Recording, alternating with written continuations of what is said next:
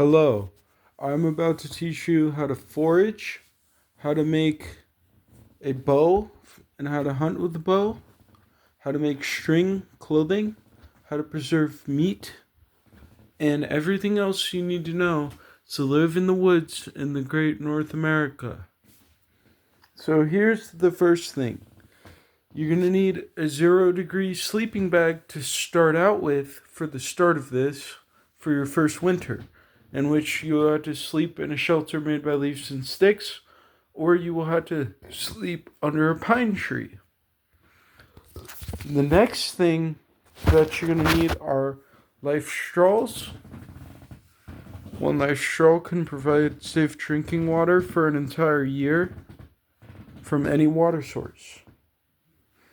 I would bring 50 lighters just to start you out with, or a metal striking rod that's sharp. That way you could just break a quartz crystal, find a quartz crystal, and create a spark with it. Now, in order to forage for food, in the summertime, the first type of food you're going to find are dandelions. You can eat the whole thing. Maple leaves are pretty good and they taste like brown sugar. You can also make pine needle tea. You can also, if the pine needles are very long, that means they're a pine tree. If they're short or if it looks furry, that means it's a fir or other type of poisonous tree. But if you got long pine needles, then you can hit the pine cones until all the seeds come out. Just hit them hard enough. And you can mash them up with a rock or soak them in water for a day and then eat them. You can also chew on grass to eat that. And you can eat maple leaves, pine tree, not spruce or fir, but pine. Pine needles. You can eat poppy seeds. Out here, a lot of the time, you're going to find some wild orange poppies, which contain a couple thousand seeds per pod. If you find those, you just pick the pod. If you pick the pod before it's done, before it gets puffy, then it will grow back within a few weeks. So you just keep picking the pods. You can even save these pods for winter.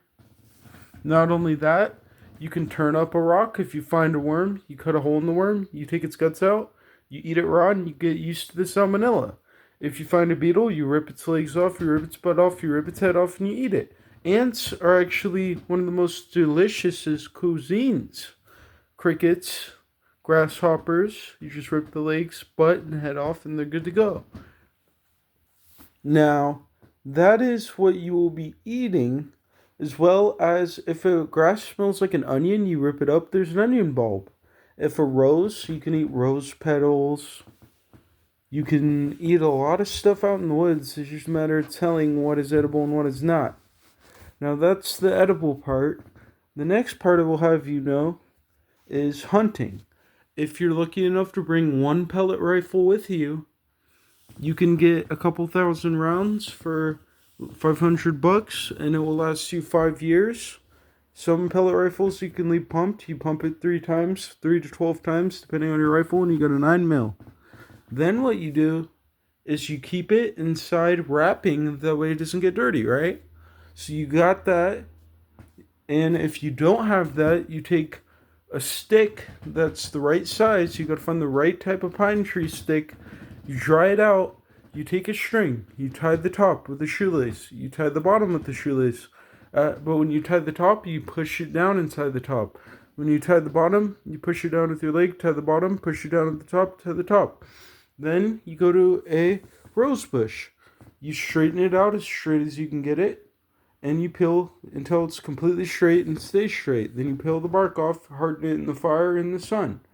Then what you want to do is you want to take a piece of bone and put it on the end. Then what you want to do is you want to cut a leaf in half, a tail feather in half, and glue it with sap and create a notch in it. You pull down and back quickly, and then you release. Boom, boom, and you make sure the wood is dry. You make sure it's the right type of stick.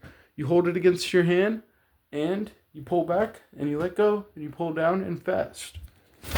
You don't want to yank on the string a bunch, or you're going to wear out the bowstring. Now, another thing you can do is you stockpile food, and in the winter you sleep in that sleeping bag. Now, when you don't have the sleeping bag, you're going to want to use that bow to kill rabbits for their pelt and other animals. And when you get the pelt, you cut at the wrist, legs, neck, and back, and you peel it off, take all the skin off, stretch it out, dry it, chew on it, rub it till it gets nice and soft, and then you cut it like this, boom, boom, boom, boom, boom, until you get one long piece of string. Then you string them together. Once you get fur, you can create a sleeping bag in a waterproof environment to survive during winter. You can waterproof it with sap. And you can just make holes and tie the string together and loop it through the holes and tie knots. And then you'll have a full set of clothing. Now, if you want to get the meat, what you want to do is you want to cut it into slices, smoke it, and store it in a backpack. You get enough meat, and that'll last you all winter. You can hunt and whatnot. And you can make pretty much anything. Now, another survival skill where you're gonna find things like wild berries, which are good, and other things that you can eat. But that is my list of foraging items. And to tell the time, you put it at your chest, you go 1, 2, 3, count to the sun. That is your increment of time.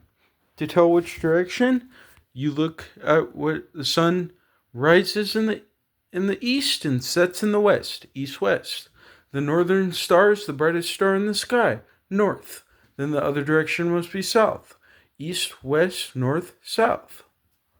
To start a fire, you're gonna want to be really, really strong, and you're gonna want to take a stick and go down, up, down, and you're gonna want to cut a notch out of the wood and drill right in the corner of the triangle until you get a char. Once you get the char hot, you blow on it and put it in a thing of tinder, and you go to fire. You're gonna want to use dry wood, dry tinder. Not only that, but you can use the tendons to get a little bit of stretchiness for your bow. And that's pretty much my whole survival guide. Now let's say you want to make a tribe in America. How in the hell am I supposed to get to the national forest? That is a good question. Well, in order to get to the national forest, the first thing you must do is walk towards where you see a lot of woods. It's going to be pretty much inaccessible. So the next thing you'll do is find train tracks, follow those train tracks. Once you get deep enough on the train tracks, you're going to want to go through people's property in order to get where nobody owns it. You can have groups of three groups of three, and you could kind of like gather around the land and live together with a maximum of 9 to 12 people. And that would be a tribe.